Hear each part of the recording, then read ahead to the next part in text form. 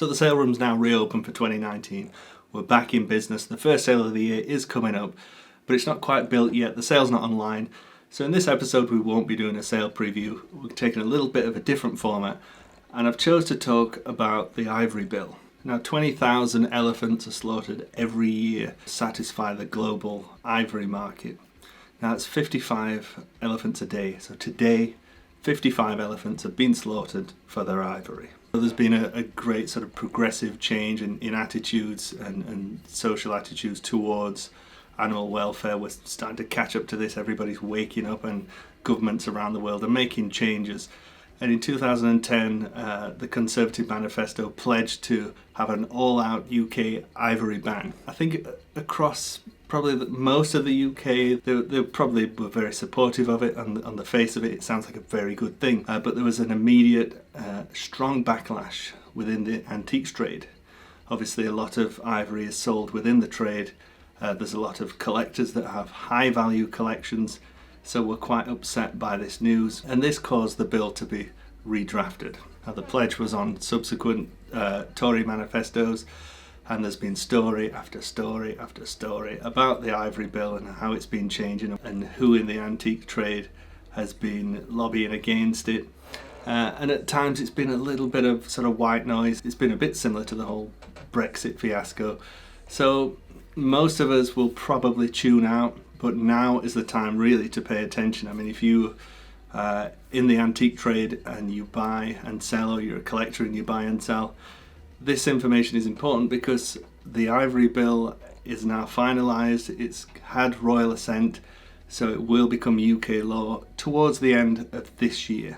Now, full disclosure, I work inside a UK family auction house. We do sell ivory. We have had some high prices in ivory. So just wanted to put that out there. At times, my viewpoint may seem quite hypocritical, but it's a complex issue. But let's get in there. Let's talk about the ban and what the finer points of it are. So the way the antiques trade used to work with ivory was anything pre-1947 was okay. Anything after 1947, illegal to sell.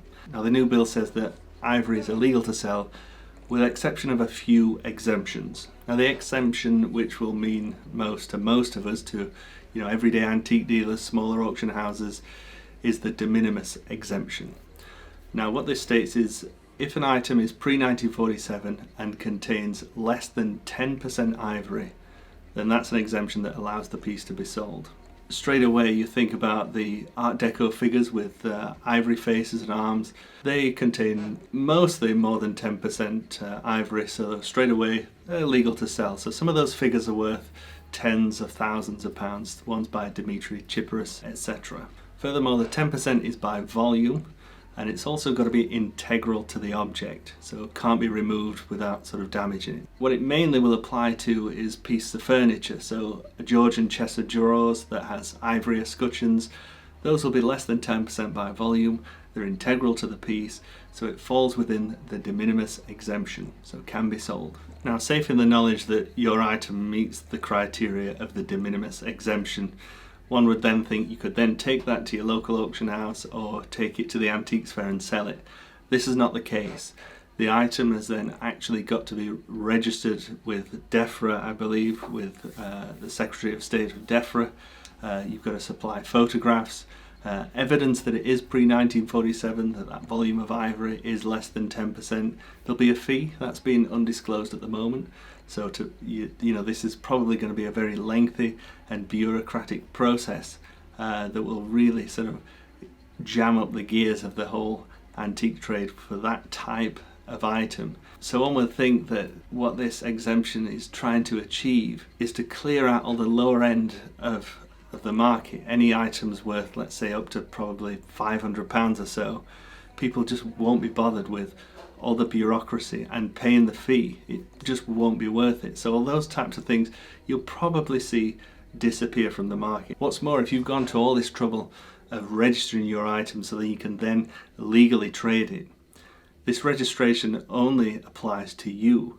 So when that's been sold, anybody that wanted to sell it in future would have to re-register it. A new fee, new photograph, whole new application process. Now, musical instruments are a little bit different. Similar to the de minimis ruling, they allow 20%, and this is dated to 1975 when the Asian elephants were added to CITES. So slightly different for the musical instruments, 20%, 1975 manufacturer. And it's just the same as the de minimis exemption. You will still have to register it, you still have to pay the fee to sell a musical instrument with that sort of ivory content. Now, ivory portrait miniatures, those have their own exemption status. So these are those lovely miniatures painted on a thin sliver of ivory.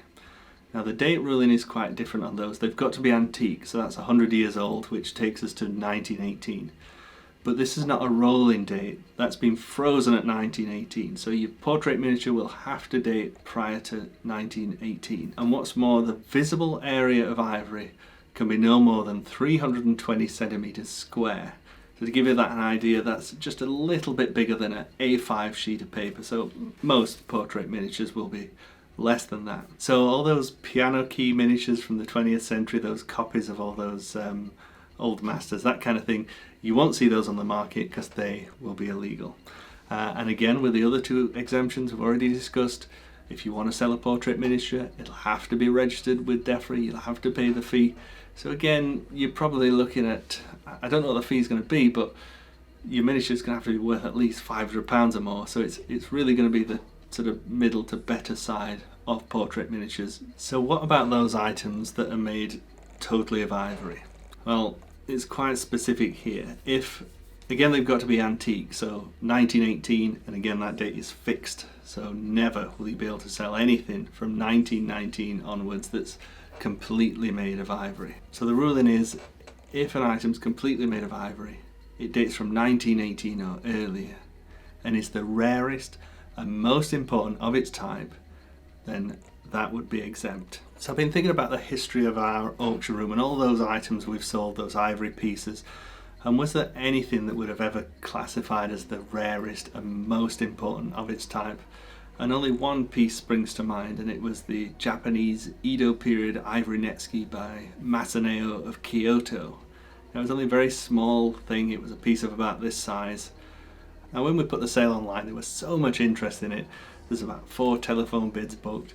We had a bid on the book, just in case we couldn't get through to one of the telephone bidders, of £10,000. And the thing romped on the day and eventually made £41,000. So a very, very rare, very, very important thing. But then thinking about when it came in, we didn't understand its significance.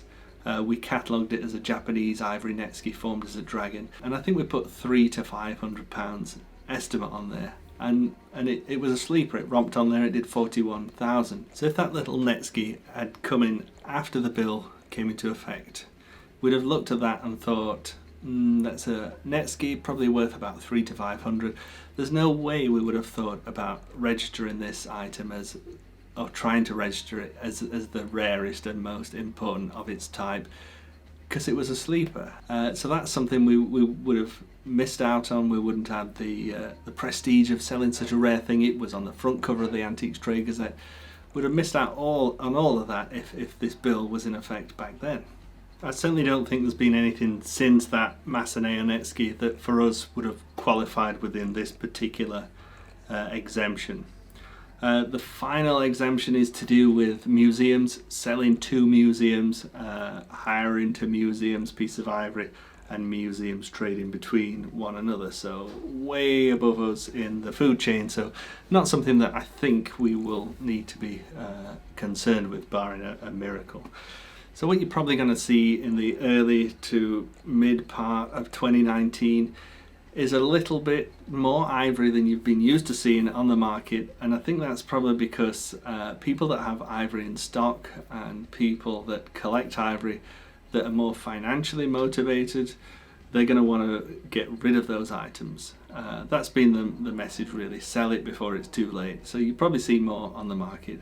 And I've certainly met collectors that own ivory that aren't buying it for investment purposes, they're buying it for these artworks that they find beautiful. Those sorts of people are still going to want to buy. And we've certainly seen in the recent year or so Japanese Okamono making a little bit more than they have been. There seems to be a price drought for a while, but I've noticed a little peak recently, and I think that's those people who are buying items, you've sort of a last chance to buy ivory. So I've certainly read that. Sell it before it's too late, or buy it before it's too late. So I think we'll see a little bit of spike in ivory trade in this early to mid part of 2019.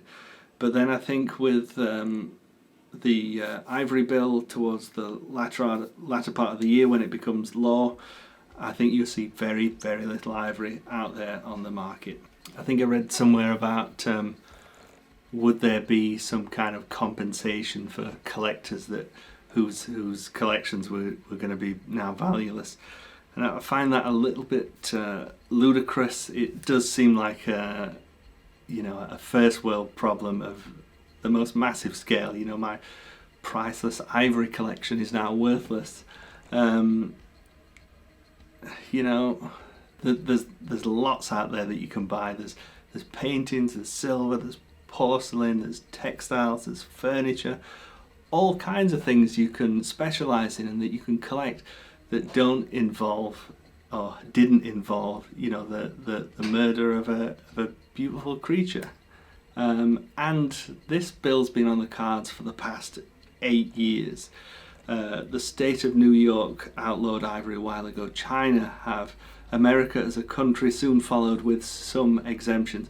This whole ball has been rolling for the past 8 years. There's been ample opportunity to attempt to sell this or even just cut your losses and move on. If it gets to the end of the year, definitely this stock, these collections, they're going to be worthless because it's going to be illegal to sell. Now that's all quite easy for me to say. I work in a provincial auction room. I don't think we'll be affected too drastically by this bill coming into effect, but there are definitely antique dealers out there at the sort of sharper end of the spectrum, and a lot of their stock is going to be ivory. There are collectors out there that have spent thousands and thousands investing in this sort of item, that with this piece of legislation all this money is going to be just wiped out. So I can sympathize with that, and I can see why people are so upset by the ban. I've heard this argument that a work of art, an antique work of art made from ivory, bears no correlation to illegal poaching, slaughtering of elephants, and the illegal movement of ivory through borders, etc., etc. Now, yeah, there's no direct correlation. Selling that piece of antique ivory, that's not linked to any elephant that's been killed today, but indirectly, it's definitely connected. I mean, you yourself as a dealer haven't done anything wrong, no, but the whole antique trade works like a hierarchy. So you have, these Barda and Lapada dealers right up there at the top end, and then you've, more high quality antique fairs, ordinary antique fairs, down to car boot sales. It's a whole hierarchy system, and everybody is sort of trying to work towards that sharper end, try and do better, find the better bit, find that sleeper, make more money, and everybody's trying to emulate what people are doing at the sharp end. So in doing so, people are buying ivory. Is this a good thing? Not sure. This looks really nice. And people that have a little knowledge, but not enough knowledge to say, yes, that's antique, there's no problems with that, there's no correlation there to illegal ivory. But in trying to emulate that top end, they might unwittingly make a mistake. So of course it's related. I hope this has answered a few questions. Hope you feel a little bit more informed. I'll put a link in the description of this video directly to the government's bill, so you can actually read some of it or all of it for yourself. If I didn't make anything clear, just comment below. It's definitely been the hardest video I've had to make, and it's a really contentious issue. It's really, really complicated. You could make a whole series of videos on this. There's a lot of issues that I've not discussed. I'm probably very naive about a lot of it. I hope you don't unsubscribe to this channel because I've offended you with what I've said. On the other hand, if you've enjoyed the video and you haven't subscribed already, then just click the red button below. We'll be back to normal, thankfully, next week, back to the normal format. We'll have a sale online, so we'll do a sale preview next week, and I'll see you then. Have a good week.